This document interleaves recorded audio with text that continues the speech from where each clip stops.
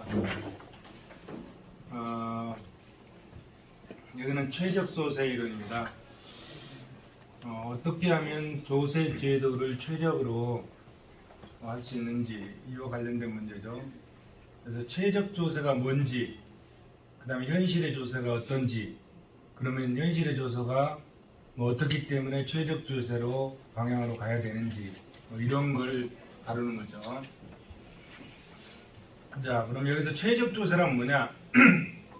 한마디로 얘기하면 조세 원칙을 모두 충족하는 조세 제도다. 그게 최적 조세 제도죠. 조세 원칙 앞에서 우리가 살펴봤잖아요.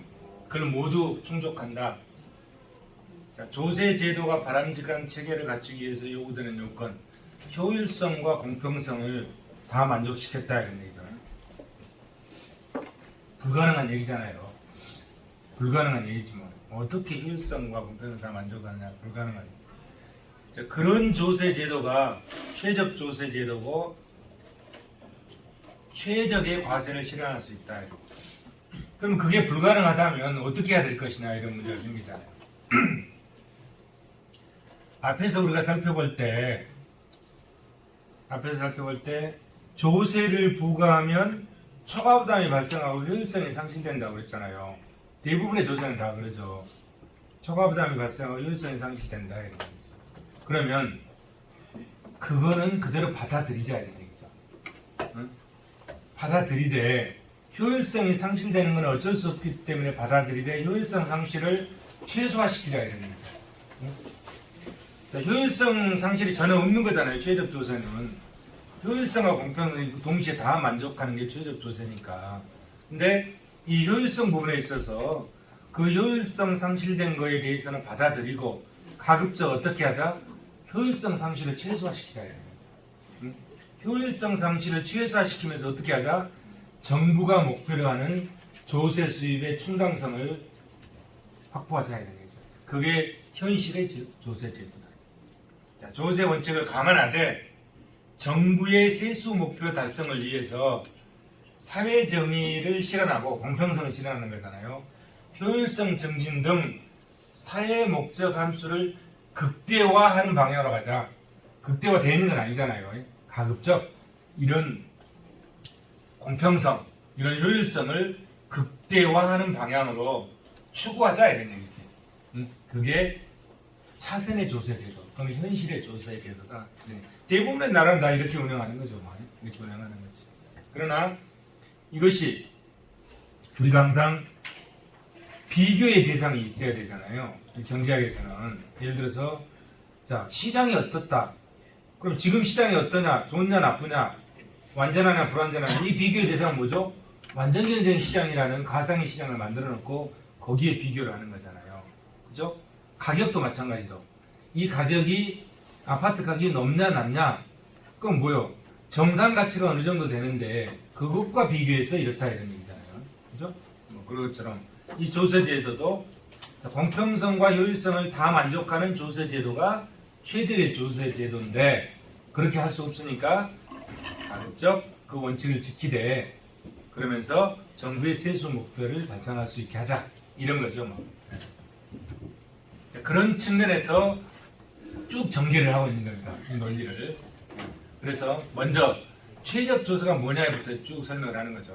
그래서 최적 조세 제도, 효율성과 공평성 등 조세 원칙을 모두 충족하는 조세 제도가 최적 조세 제도다 이런 얘기고, 최적 조세 제도의 존재 불가능성, 그렇죠? 효율성과 공평성을 동시에 만족하기가 불가능하다 이런 얘기죠. 존재 불가능성. 그러면 현실의 조세 제도는 그 효율성과 공평성을 극대화하면서 정부의 세수 목표를 달성하는 것이 현실의 조세 제도다. 이렇게 이해하시면 될 것 같습니다. 그래서 그러면 자, 최적 조세란 뭐냐? 파레토 효율적 조세가 최적 조세다. 파레토 효율이라는 게 앞에서 뭐라고 그랬습니까? 누구에게도 손해 가는 게 없었잖아요. 돈돈이 가나 이익이 가는 것. 그게 파레토 효율성이라고 그랬죠. 그러한 파레토 효율적 조세 구조다. 파레토 효율적 조세 구조. 조세 부과가 여기서는 조세 부과가 비효율성을 일으키지 않는다 이런 얘기죠. 조세를 부과하면 비효율성을 일으킬 수밖에 없잖아요. 일으킬 수밖에 없어요. 그런데 그러한 비효율성을 일으키지 않아서 효용 가능 경계가 정전의 상태에 그대로 머물러 있는 조세구조, 이거를 파레토 효율적 조세구조라고 합니다. 효용 가능 경계는 뭐냐? 그 경제에 주어진 생산 자원으로 최대한 달성할 수 있는 두 사람의 효용으로 조합으로 이루어진 곡선, 이게 효용 가능 경계죠. 그 효용 가능 경계가 앞에서 우리 공부했죠. 그 효용 가능 경계가 뭐다? 사이의 무차별 곡선과 접했을 때 이것이 최적 중에 최적이다. 이렇게 설명을 했었죠. 자, 차선의 방책 1단계, 2단계.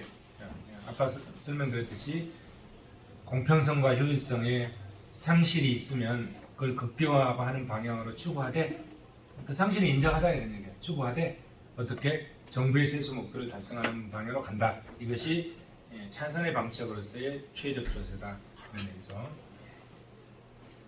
자, 유인기구의 성격, 유인기구. 여기에 보면 유익양립성 제약, 자기선택 제약이라죠. 유인기구가 먼저 볼까요? 어떤 사람으로부터 특정한 행동을 유도해내기 위한 기구다. 최적 소득세의 경우 현실적으로 정부는 개인의 노동 공급량을 관찰할 수 없는 것이 일반적이다. 정액세 대신에 관찰이 가능한 변수인 소득의 기초에서 소득세를 부과할 수밖에 없다. 그래서 이 소득이 무슨 역할을 하는 거죠? 유인의 역할을 해주잖아요. 그래서 그에 대한 유인 양립성 제약, 자기선택 제약에 대해서 설명하고 있습니다. 자, 최적 조세에, 자, 이거는 이제 소득세 하에 최적 조세, 원점을 통해서 45도로 가는 것이지, 이거는 이제 곡선으로 가는 거는 정액세 하에 최적 조세. 최적 조세는 효용 가능 경계, 정액세 하에 효용 가능 경계. 그러면 이 효용 가능 경계, 지금 우리가 얘기하는 이 효용 관계, 우리는 이렇게 놓고 설명을 했잖아요. 근데 정액세 하에 효용 가능 경계는 이런 형태를 띈다 이런 얘기예요. 정액세 하에. 그 다음에 소득세 하에 효용 가능 경계는 이런 형태를, 소득세 하에 효용 가능 경계가 이런 형태를 띈다 이런 얘기예요.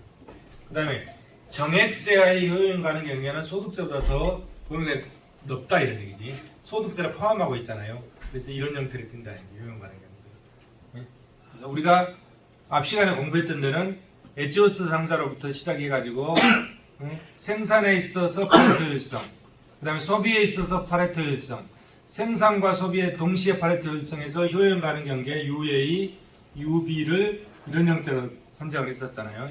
이렇게 포락선, 마지막 끝자락의 포락선에서 거기에 되는 거예요. 근데 이건 이제 정액 소득세 하에 정액세 하에,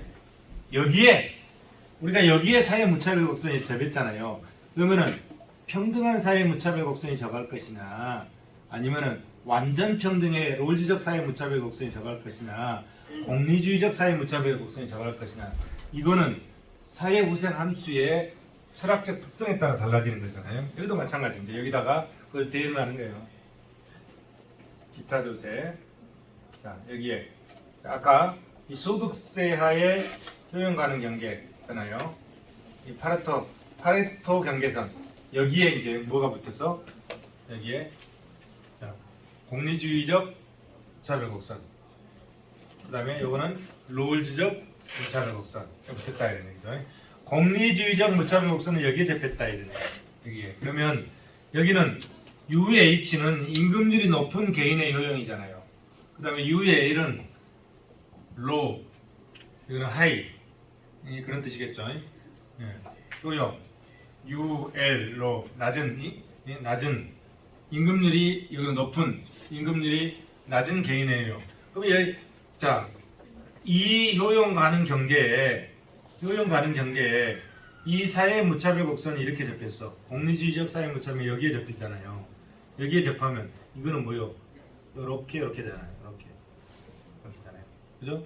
그러면 임금률이 높은 개인의 효용은 이만큼이고 임금률이 낮은 개인의 효용은 이만큼이잖아요. 그런데 이 공리주의적 사회 무차별 곡선에 비해서 극단적 평등주의인 롤즈적 사회 무차별 곡선이 요렇게 접했다면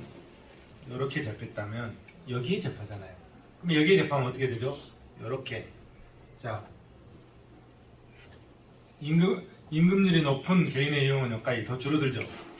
그 다음에 임금률이 낮은 개인의 유형은 이 높이죠. 더 늘어나죠. 그럼 더 바람직한 사회잖아요. 그죠? 그래서 공리주의적 사회 무차별 곡선에 비해서 노을지적 사회 무차별 곡선이 더 바람직한 사회를 구성하고 있다. 이렇게 설명하고 있는 거죠.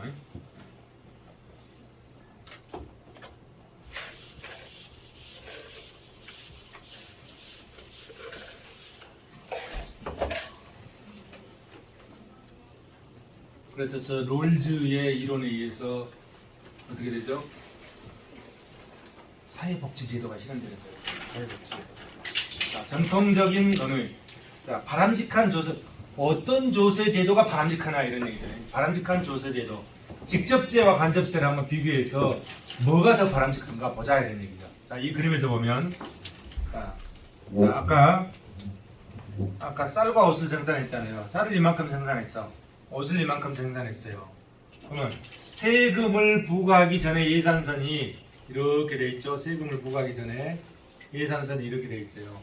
여기에 어디에 사회무차별이 접했겠죠. 그 다음에 뭔 세금을 부과했습니까? 쌀에만 물품세를 부과했잖아요. 이 쌀에만 물품세를 부과하니까 이렇게 이동하는 거죠. 쌀에 물품세를 부과하니까 예산선이 이렇게 이동한다. 이렇게 이동했다. 그럼 거기에 무차별 곡선이 이렇게 접했겠지. 이렇게 접했잖아요. 여기죠. 여기 이 점이 있잖아요. 이 점이 여기 이렇게 있어. 그럼 물품세는 어디요? 여기서 여기까지가 물품세야. F에서 2-까지. 이게 물품세다. 이게 물품세. 이게 물품세예요. 이 물품세는 옷의 단위로 측정한 물품세 크기. 응? 여기 수직은 옷이잖아요. 그래서 물품세가 여기서 여기까지는 물품세인데 뭐로 측정해서 옷의 단위로 측정된 물품세다 이런 얘기예요. 옷의 단위로 측정된 물품세다. 물품세가 이거야. 그러면은 자 물품세가 이제 이 물품세를 뭐로 대체했습니까? 이 물품세를 소득세로 대체한다면 이게 뭐라고 하죠? 차별귀차라고 하죠. 이 물품세를 소득세로 대체한다면 어떻게 되느냐? 자 똑같은 크기의 물품세를 소득세로 대체해. 그러면은 당초의 예산선과 이 점을 통과하는 예산선을 평행하게 이렇게 그렸다. 그러면 여기에 이 평행에 그린 여기에 나의 무차별 곡선이 더 접했죠. 그 무차별 곡선이 이렇게 접했어요. 이렇게. 여기야. E2야. 그게 E2. 그럼 무차별 곡선이 무차별 곡선이 이게 I1이고 물품세의 무차별 곡선이 I1이잖아요. I1이고 그 다음에 소득세의 무차별 곡선이 I2죠. I2요. 그러면 물품세의 무차별 곡선보다 소득세의 무차별 곡선이 더 원점에서 멀죠. 그럼 세금은 똑같아. 세금은 똑같은데 물품세나 소득세 이게 리코르 소득세야. 똑같은데 무차별 곡선이 물품세의 무차별 곡선이 더 안쪽으로 들어가 있다.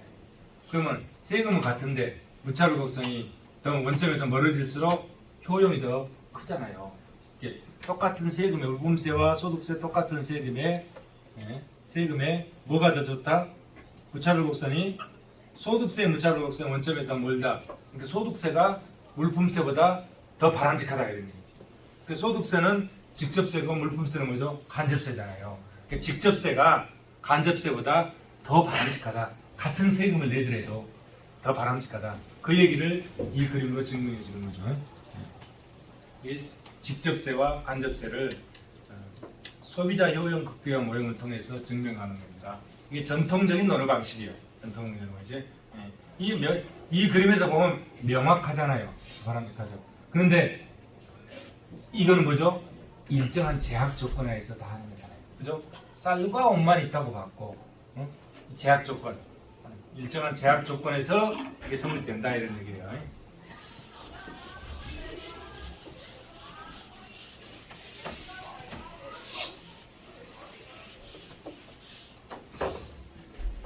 자, 현대적 논응. 자, 여기서는 이제 에키슨 스티글리츠의 조세와 선별 이론을 통해서 선별인원은 비대칭적 정보의 상황에서 정보를 갖지 않는 측이 과세 당국이 정보를 갖지 않잖아요. 납세자 자신의 정보를 제일 많이 알죠. 정보를 갖지 않는 측이 간접적인 수단에 의해서 정보를 가진 쪽의 유형을 판단하려고 노력하는 것, 이것이 선별이다. 선별. 정부는 납세자의 능력에 따라서 조세 부담을 분배하고 싶지만 능력이 감추어진 특성이기 때문에 직접 관찰할 수가 없다는 문제점이 있다. 어떤 관찰 가능한 특성을 대리 변수로 선정해서 이를 선별의 수단으로 삼는다. 그 대리 변수가 뭐라 그랬죠? 경제적 능력의 대리 변수, 소득과 소비와 재산이다. 이게 애키슨 스틸글리츠가 얘기하는 선별 이론이다. 여기서 나온 거죠. 소득, 임금률, 소비 수준 및 내용 등이 선별의 수단으로 이용된다. 이 중에서 가장 적합한 것이 무엇이냐? 이제 현대는 소득이 가장 바람직하다고 보고 있는 거죠. 소득이. 현실에서는 소득이 능력의 대리 변수로 선별 수단의 역할을 하는 경우가 가장 흔하다. 이게 애키슨 스티글리츠의 조세와 선별 이론이다. 자, 이번에는 소득세와 지출세 중에 어느 것이 더 바람직하냐 이걸 이제 보는 겁니다. 소득세와 지출세 중에. 자, 여기를 보시면 세금을 부과하기 전에 예산선이 이렇게 되어 있죠. 지금 수평축에는 현재 소득, 현재 소비, 시점간 자원배분 모형이죠. 수지축에는 미래 소득, 미래 소비죠. 시점간 자원배분 모형이죠. 그러면 자, 세금을 부과하기 전에 예산선이 A에서 B까지 이렇게 돼 있죠. 여기다가 지금 뭔 세금을 부과합니까? 이자소득세를 부과한다. 이자소득세. 이자소득세를 부과하면 이 예산선이 기울기가 이렇게 기울려요. 자, 이 기준점을 중심으로 해서 기울기가 반시계 방향으로 이렇게 기울어진다. 이렇게 기울인다. 이것이 세금 부과 후의 예산선이다. 세금 부과 이전의 예산선은 기울기가 자, 이렇게 되는 거죠. 마이너스 1 플러스 i다. 이거. 마이너스 1 플러스 i. 이자가 있습니다. 여기에 이자에 세금이 붙잖아요. 그러니까 기울기가 어떻게 바뀌었어? 이렇게 바뀌었어. 마이너스 1 플러스 1 마이너스 t i. 이렇게 바뀌었어. 세금이 들어갔잖아요. 기울기가 이렇게 바뀌었다. 기울기가 마이너스 1 플러스 i에서 이 i에 이자 소득세가 붙어서 1 마이너스 t가 붙어서 왜 1 마이너스 t입니까? 이자 소득세는 생산 요소 시장에서 여기서 반영되는 거예요. 여기서 이자 여기서 반영되는 거예요. 생산 요소 시장에는 마이너스, 생산물 시장에서는 플러스 된다고 그랬죠. 응? 분석할 때. 그래서 마이너스 된 거예요. 1 마이너스 t 이렇게. 그래서 기울기가 자 A, B에서 기울기가 CD로 이렇게 바뀌었다. 이렇게 바뀌었다. 그러면 이 바뀐 기울기에 무차별 곡선이 이렇게 접혔잖아요. I1의 무차별 곡선이 이렇게 접혔죠. 이렇게 접혔어. 예. I-의 무차별 곡선이 접혔어. 이게 이자소득세의 무차별 곡선이야. 이게 이자소득세 무차별 곡선. 이자소득세 무차별 곡선 나왔죠. 그러면 이번에는 자 이자소득세하고 똑같은 크기의 지출세를 부과해보자. 자 이자소득세 어디 얻을까요? 2에서 2-에서 H 이게 이자소득세예요. 이게 이자소득세야. 뭐로 측정했습니까? 여기 수평분기죠. 이게 이자소득세야. 그러면 똑같은 크기의 이자소득세하고 똑같은 크기의 지출세. 그럼 당초에 A, B의 예산선과 평행하게 새로운 예산선 FG를 이렇게 그었다. 그렇죠. 그럼 거기에 무차별 곡선이 또 이렇게 접할 거라고. 자, 그 무차별 곡선이 여기에 접해있어. 이 무차별 곡선이 I의 2야. 그러면 이자 소득세의 무차별 곡선은 I1이고 또 원점에서 여기까지만 되잖아요. 네? 지출세의 무차별 곡선은 원점에 더 멀잖아요. 더 멀죠. 세금의 크기는 똑같은데 이자 소득세와 지출세로서 세금의 크기는 똑같은데 무차별 곡선이 이자 소득세 무차별 곡선이 더 안쪽에 있고 지출세 무차별 곡선이 더 밖에 있다. 똑같은 세금의 무차별 곡선이 안쪽에 있는 것이 더 안 좋고 효용이 더 낮다는 거죠. 안 좋다는 게. 그 다음에 원점에서 멀어질수록 효용이 더 커진다. 그래서 딱 직접세에 비해서 직접세에 비해서 직접세, 이자소득세, 집세는 지출세. 이 제목이 직접세, 간접세라고 해야 되나? 자, 이자소득세, 직접세에 비해서 이 지출세와 비교하면은 지출세가 더 낮다. 그러면 이자소득세는 뭐냐? 소득은 여기서 소득이잖아요. 여기 이자소득이죠. 이게 전부 소득으로 나오죠. 이게 소득이죠. 이 소득에 세금이 붙었잖아. 그러니까 이게 이자소득세잖아. 이자소득세. 이게 소득 Y죠. 그럼 소득 Y를 갖고 가서 어디다 씁니까? Y는 C 플러스에 쓰잖아요. 소비하거나 남으면 저축한다. 이러면. 그럼 C는 지출 C는 Y-S죠. 이때 이 C가 지출세다. 이거예요. C가. 여기에서 기업이 기술을 가하면서 상품을 만들어냈을 때 이 C는 이건 뭐죠? 판매세. 이게 물품세죠. 이때 C는 물품세고 여기서 Y는 C 플러스 S에서 C는 Y-S. 이 C는 뭐다? 지출세다. 이 지출세는 뭐라고 그러죠? 종합소비세라고 해요. 종합소비세. 종합소비세 또는 종합지출세라고 합니다. 이 지출세. 그래서 이거는 지금 우리는 여기 이자소득세하고 이 지출세를 비교하는 거지 이 소비세를 비교하는 게 아니에요. 이 수입과 지출 측면을 비교하는 거. 수입 측면에서 소득, 지출 측면에서 소비, 그게 지출이다. 지출세다. 이걸 비교하는 거지 여기에 물품세를 비교하는 게 아닙니다. 이렇게 해서 이자소득세보다 지출세가 훨씬 이 우차르곡선의 원칙을 더 멀다. 그래서 세금은 같은데 효용은 지출세가 훨씬 크다. 그래서 지출세가 더 바람직하다. 이런 결론을 내릴 수 있는 거죠. 어떤 경우에 제한적인 상황에서 그렇다 이거예요. 근데 지출세가 세계적으로 지출세를 시행한 나라는 지금 하나도 없잖아요. 이 지출세는 그래서 뭐냐면 직접세예요. 인세고 직접세야. 지출세는 간접세가 아니라 인세고 직접세. 앞에 저번 시간에 얘기했잖아요. 지출세는 인적공제를 해줍니다. 인적공제를. 근데 이거를 이제 인도와 스리랑카에서 시행을 했는데 실패했잖아요. 근데 왜 실패했느냐? 아마 실패의 원인이 이거로 생각했던 것 같아. 간접세로. 이렇게 그냥 만들어 놓으면 돈이 쑥쑥 들어가 할 줄 알았는데 그게 아니야. 엄청난 준비를 해야 하잖아요. 소득세 못지않게 지출세를 준비를 해야 돼요. 인적공제를 해주기 때문에. 그래서 무지한 인력과 시간이 투입돼야 되잖아요. 근데 그런 준비 없이 마치 이것처럼 시행을 해가지고 실패해버린 거죠.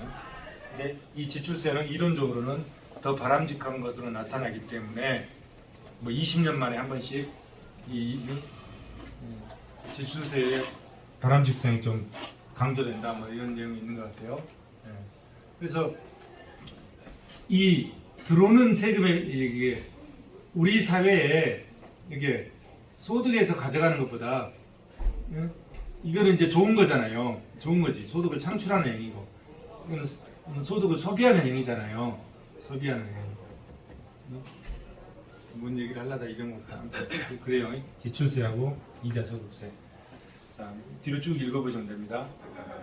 칼도의 지출세 쭉 나오죠. 읽어보시고 이번에는 이제 최적 물품세. 금방에 이제 최적 소득세 이론을 본 거죠. 최적 물품세를 한번 보죠. 물품세를. 최적 물품세. 자, 여가에 과세할 수 있는 경우, 그 다음에 여가에 과세할 수 없는 경우로 나눠서 봅니다. 40분 되면 얘기하세요. 저번에 50분 넘어가가지고 보니까 너무 눈동자가 제일 무서운 게 눈동자잖아요. 다 쳐다보고 이렇게 보는 게 50분 넘어서 가겠으니까 다 쳐다보고 40분 되면 얘기했어요. 45분 여가에 과세할 수 있는 경우하고 없는 경우를 나눠서 우리가 한번 살펴보도록 하겠습니다. 자, 모형이 하루 24시간 중에 24시간이잖아요. 하루가 24시간이잖아요. 24시간 중에 잠자는 시간 빼고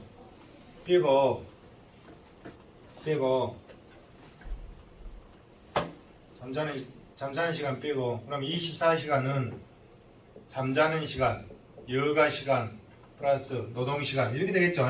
이렇게 구성되지 뭐. 이렇게 구성되는 거죠. 그 중에서 자 여가와 노동 시간, 잠자는 시간 빼고 여가와 노동 시간 H죠. 합쳐놓은 거. 거기서 노동을 뺀 나머지 뭐 여가거든요. 주어진 시간 주어진 시간. 이게 24시간이 아니에요. 이 잠자리 시간 빼있는 거예요. 예.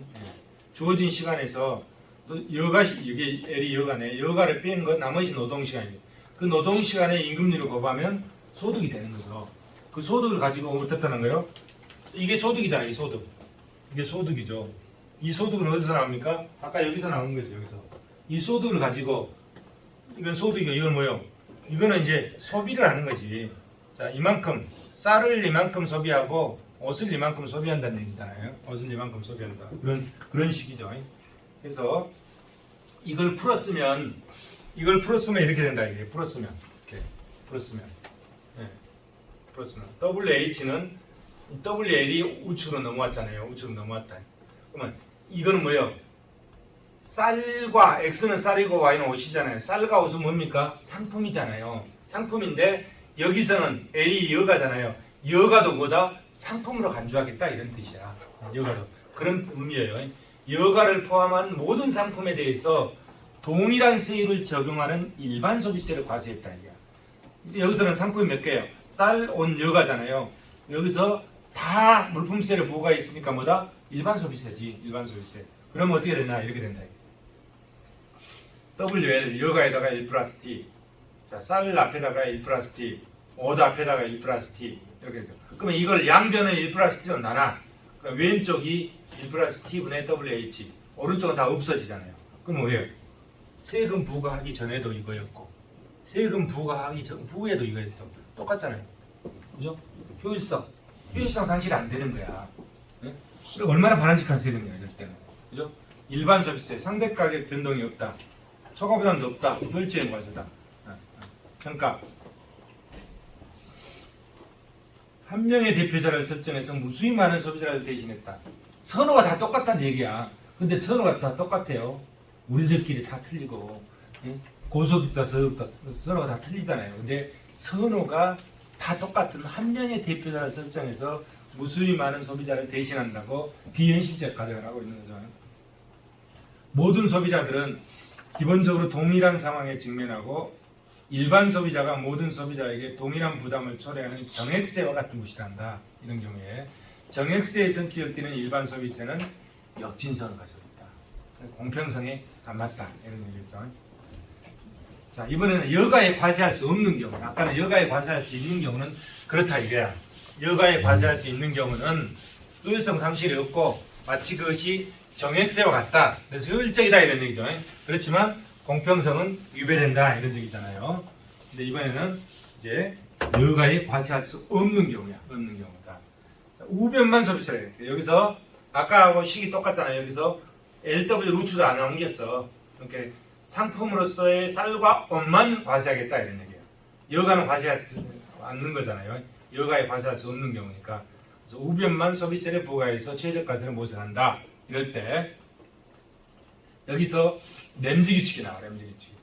자, 쌀과 옷 두 상품이잖아요. 두 상품에 물품세를 부과했을 때, 자, 여기서 발생하는 초과부담. 초과부담이 이렇게 발생하죠. 쌀에 대한 초과부담이 이렇게 발생하잖아요. 쌀에 대해서. 쌀에 대해서 조세 수입이 이렇게 발생하죠. 자, 과정은 설명하지 않겠습니다. 이미 설명했죠. 그럼 초과부담의 증가분 물품세를 한 단위당 1원 더 올렸을 때, 자, 1원 더 올렸다. 그럼 TX, PX 플러스 1이 되잖아요. 1원 더 올렸을 때, 이것과 종전 것하고 차이, 그러니까 증가분이죠. 증가분. 그랬을 때, 자, 이것하고 1원 더 올렸을 때, 이 차이를 나타내면, 자, 증가분이 이렇게 계산되더라. 그럼 한계 조세 수입. 단위당 세금을 1원 올릴 때 얻을 수 있는 조세 수입의 증가. 그것이 XT1이다. 그러면 한계 초과부담이 이제 계산할 수 있어. 세율 상승에 따른 초과부담의 증가분을 한계 수입으로, 초과부담의 증가분을 한계 수입으로 나눴다. 자, 초과부담의 증가분이 이거잖아요. 이것을 한계 수입으로 나눴다. 초과부담의 증가분이 이거죠. 초과부담의 증가분, 이거죠. 이것을 한계 조세 수입 증가분, 요거로 나눴다. 이거죠. 이것이 뭐다? 한계 초과부담이다. 한계 초과. 이 한계 초과부담, 이거는 쌀에 대한 한계 초과부담이잖아요. MEX x 쌀이잖아요. 쌀에 대한 한계 초과부담이니까 2분의 1 델타 x 분의 xt죠. xt 이렇게 되잖아요. 옷도 마찬가지. 똑같은 절차로 계산하면 옷에 대한 한계 초과부담이 이렇게 되고 2분의 1 델타 y는 yt 이렇게 되겠죠. 그러면 자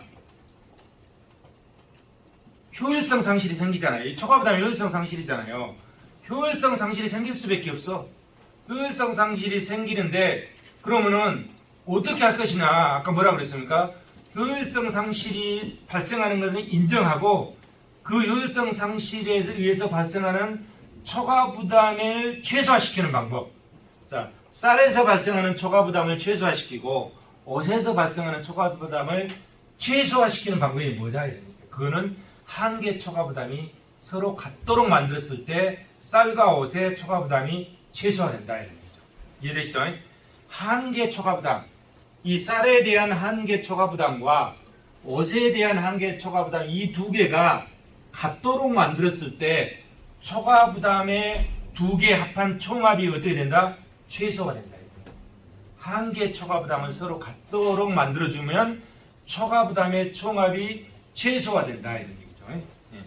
최소된다. 그게 뭐다? 램지 규칙이야. 램지 규칙 이해되시죠? 램지 규칙.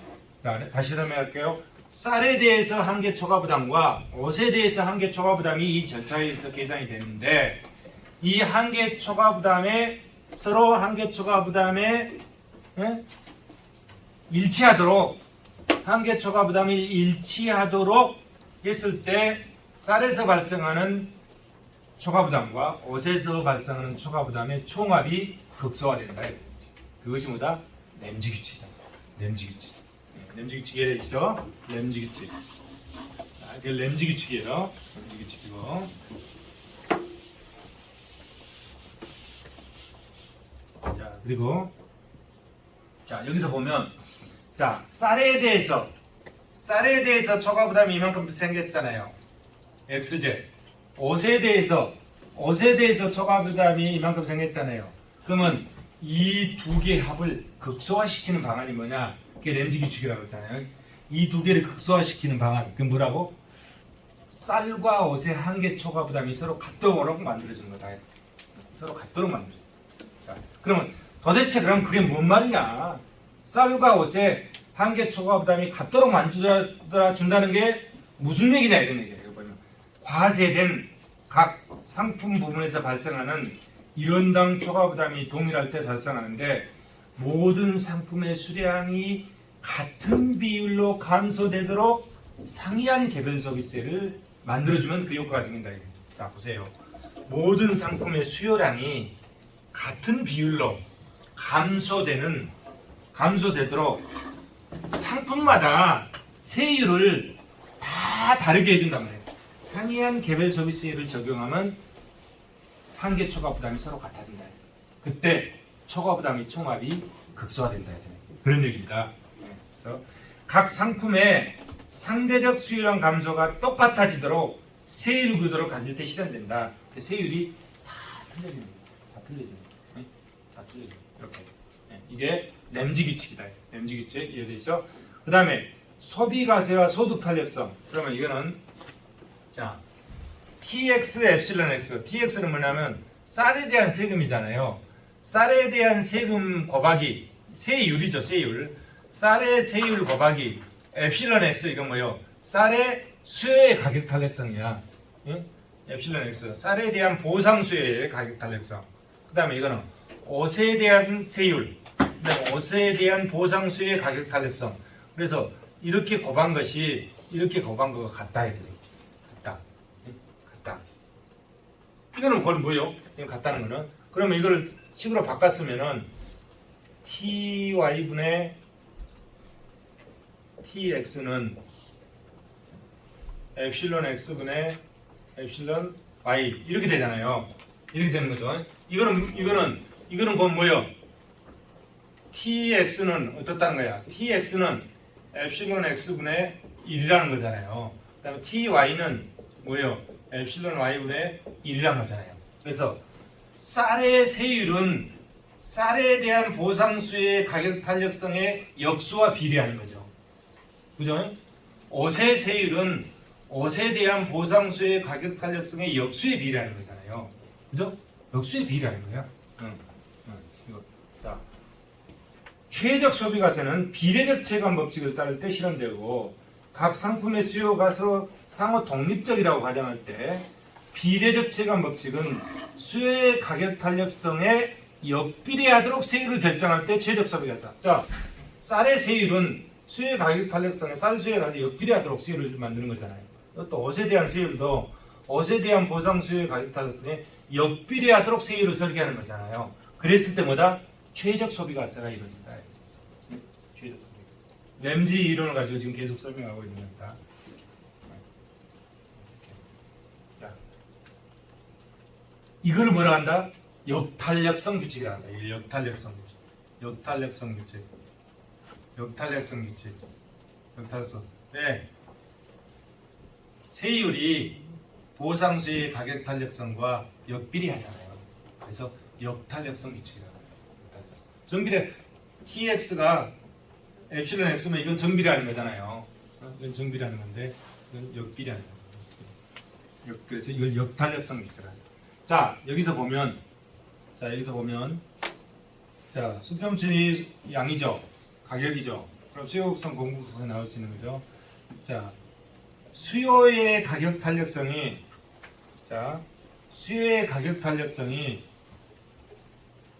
탄력적인 경우죠. 이거는 비탄력적인 경우죠. 비탄력적일수록 초과부담이 더 크잖아요. 탄력적인 초과부담이 많은데 비탄력적인 초과부담이 크죠. 그러면 비탄력적인 크죠. 뭐 하려고 그려놨지? 역탄력성 규칙.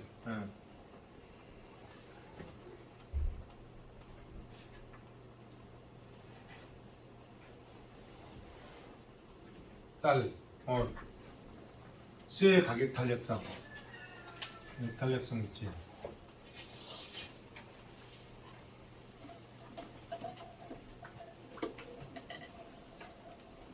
설명을 하려다 잊어먹었다. 이 그림을 탄력성만 가지고 일단 넘어가서 보죠. 자, 아까 앞에서 한 게 이 식 그대로 나왔잖아요. 이 식 그대로 나왔죠? 이 식이 그대로 나왔죠? 그대로 나와서 그러면 자, 여기서 보면 이 설명을 내려고 했는데 깜빡이네. 자, 수요의 탄력성이 높으면 세율이 떨어지는 거잖아요. 이 분모가 줄어들잖아요. 분모가 줄어드니까 세율이 떨어지는 거잖아요. 수요의 탄력성이 높으면 세율이 떨어지죠. 그 다음에 수요의 탄력성이 낮으면, 만약에 수요의 탄력성이 낮으면 이게 낮아지면 이게 높아지는 거잖아요. 이게 뒷골이니까 높아지는 거죠. 그래서 세율이 높아진다 이게. 그러면 수요의 탄력성이 높으면 세율을 낮추고 수요의 탄력성이 낮으면 세율을 높여주면은, 그러면 우리가 일반적으로 사치품은 세율을 낮춰주고 필수품은 세율을 높여주자는 얘기요. 그렇잖아요. 이 역탄력성 규칙에 의하면 사치품은 수요의 탄력성이 높으면 세율을 낮추는 거죠. 수요의 탄력성이 높으면 이 세율은 낮아지는 거잖아요.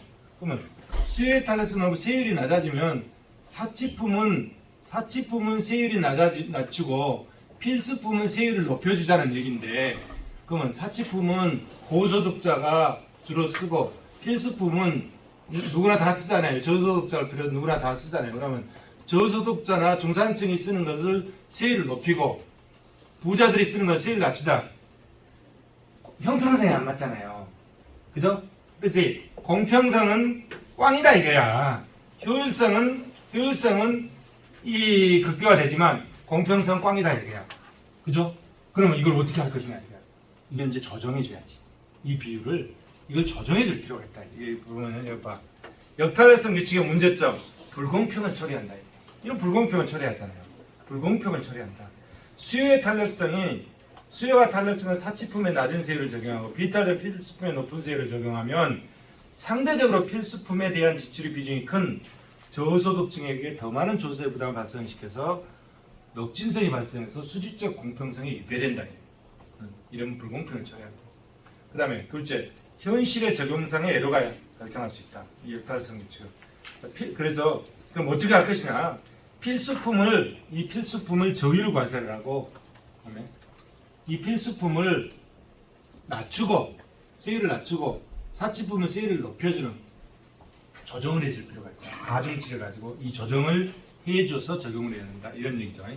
필수품은 저율 과세, 사치품 가운데 수요 탄력성이 낮은 상품을 고율 과세함으로써 고소득층의 부담을 늘려서 역탄력성 규칙이 초래하는 역진성을 완화해 줄 필요가 있다. 그래야 공평성이 달성된다.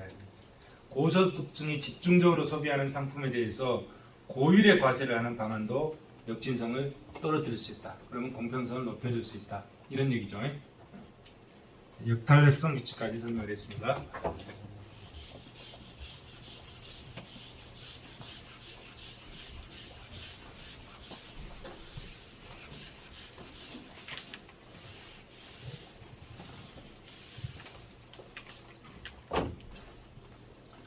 콜렛 헤이그 규칙. 이건 뭐냐면 여가를 제외한 다른 상품만 가지고 물품세를 부과한다. 여가는 빼놨어. 여가는 과세를 하지 않고 여가를 제외한 다른 상품만 물품세를 부과해. 그런데 이 물품세가 다른 상품의 이 물품세들이 과세하지 않는 여가와 어떤 관계인가에 따라서 세율 구조를 달리 설계하는 방법. 이것이 콜렛 헤이그 규칙이다. 예를 들어서 여가와 보완적인 상품이다. 그러면 높은 세율을 적용하고 여가와 대체적인 상품이다. 그러면 낮은 세율을 적용할 필요가 있다. 이런 얘기죠. 이게 콜렛 헤이그 규칙이다. 여가는 기본적으로 과세하지 않고 근데 과세하는 물품세를 부과하는 그 상품이 여가와 보완관계이냐 대체관계이냐에 따라서 세율 구조를 다르게 설계해 주는 방법이 콜렛 헤이그 규칙이다. 이런 얘기죠. 최저 물품세 조달 부담 공간. 램지 규칙은 효율성만 중시하고 있다. 그래서 공평성을 강구하고 있다. 사회보장 함수에 기초한 최적 조세. 가난한 사람의 일용에 더 큰 가중치를 줄 필요가 있다. 아까 역탄력성 규칙, 그죠? 램지 규칙의 분배적인 측면을 가미할 때 고려사항. 첫째, 어느 정도 평등주의적 성향을 전제하냐에 따라서 램지 규칙에 대한 수정의 폭이 차이가 있다. 그죠? 평등주의를 할 것이냐, 공리주의를 할 것이냐, 롤주적 가치 판단을 할 것이냐 이런 거에 따라 달라진다 이런 얘기죠. 둘째, 부자와 가난한 사람 사이의 소비 패턴에 얼마나 차이가 있는지도 이 문제와 관련되어 있다. 소득계층 사이의 소비 패턴에 큰 차이가 있다는 가난한 사람이 주로 사용하는 상품, 필수품들이죠. 낮은 세율을 적용하는 것이 상당한 재분배 효과가 있을 것이다. 그렇기 위해서는 램지 규칙을 대폭적으로 수정해 줄 필요가 있다. 이런 얘기죠. 자, 최적 조세 이론, 최적 소득세 이론, 최적 소득세 이론. 누진성을 가지고 한다고 그랬죠. 다 앞에 설명했죠. 그 다음에 스턴의 최적 선행 과세 모형이 있어. 스턴의 최적 선행 과세 모형. 자, 가처분소득 가지고 얘기하죠. 효용함수는 소득과 여가에 달렸다 이런 얘기잖아요. U는 F, Y에. 납세자의 가처분소득 Y는 이런 식으로 가처분소득은 이렇게 되잖아요. 요거는 소득이고 요건 세금이잖아요. 앞에 T가 붙였잖아요. 소득 앞에 T를 붙여서 뺐으니까 세금이고 소득이고 소득에 세금 빼니까 뭐예요? 가처분소득이잖아요. 가처분소득이다. 여기를 이렇게 설계해서 들어가는 거죠. 그래서 최적 소득세율. 자, 최적 소득세는 노동과 여가 간의 대체 탄력성뿐만이 아니라 사회후생 함수의 형태에도 영향을 받는다. 자, 그래서 최적 소득세는 0과 1 사이에서 결정해야 되고 소득세 부과의 영향으로 초래되는 노동의 여가력의 대체 탄력성이 클수록 소득세를 낮게 책정하고 역탄력성 규칙에 의해서 셋째, 공평성을 추구하기 위해서는 사회 구성원들의 빈부격차를 줄이고자 하는 의지가 클수록 소득세율을 높게 책정하고 그죠? 넷째, 정부의 소득세 세수 목표가 클수록 소득세를 높여가는 거죠. 그래야 세금 많이 들으니까. 다섯째, 사회 구성원들 간의 소득 창출 능력의 격차가 클수록 소득세를 높여 책정한다. 즉 노동의 효율 단위의 차이가 클수록 사회 구성원들 간의 빈부격차가 심화되므로 이를 실현하기 위해서 소득 수준이 높은 사람에게 중과할 수 있도록 소득세율을 높게 책정한다. 소득세, 최적 소득세율. 자, 최적 소득세에서 선형누진세.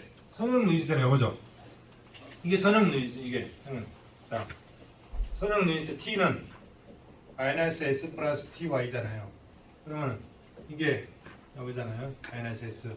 그러면 자, 이것이 제로면 S는 TY고 T는 Y분의 S잖아요. T는 여기죠. T는 Y분의 S 여기죠. 그래서 이 밑에는 세금을 부과하고 이 위에는 세금을 부과하고 이 밑에는 뭐다? 세금을 논아주는 거죠. 부의소득세제 지원을 해주는 거야. 정부에서 지원해 주는 거예요. 이거는 정부에 지원해 주는 거예요. 지원해. 만약에 이 기초가액이 없다. 그럼 어떻게? 기초가액이 없으면 T는 뭐요? T는 TY가 되잖아요. TY가 되죠. T는 TY가 되죠. 그래서 스몰 T는 Y분의 T가 되는 거죠. 여기서부터 출발은 이거지. 이걸 얘기하는 거죠.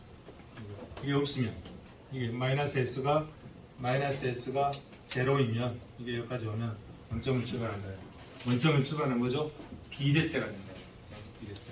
이거는 여기서 출발하니까 뭐죠? 선형소득세다. 누진소득세. 선형소득세다. 이런 얘기죠. 자, 그 다음에 교수님, 네. 40분 지났어요. 40분 지났어요? 자, 오늘 여기까지 하죠.